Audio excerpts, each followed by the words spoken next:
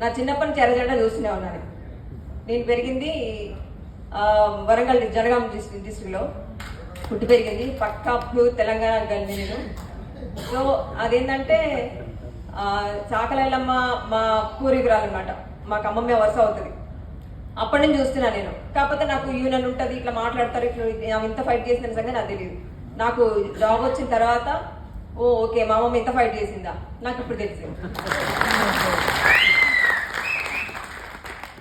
ఇంకా తర్వాత పాలకుర్తిలోనే మా అమ్మ వాళ్ళ మనవాడు మా మామయ్య వరుస అవుతారనమాట.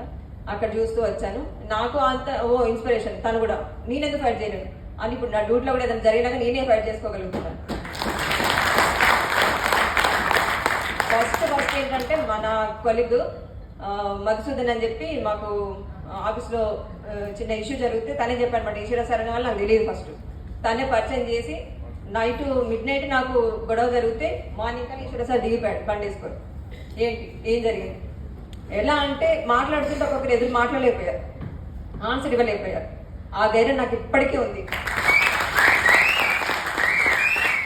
ఇంకా అది అలాగే ఉంది. నాకు ఇప్పుడు మాట్లాడిన వాళ్ళందరూ ప్రతి ఒక్కరు నాకు తెలియకుండా నాకు బ్యాక్గ్రౌండ్ సపోర్ట్ చేశారు. అందరూ నాకు ఎవరో సపోర్ట్ చేశారు, తర్వాత తెలుస్తుంది అమ్మ ఇంతమంది సపోర్ట్ చేశారు నాకు అనే ధైర్యం ఇంకా పెరిగింది నాకు.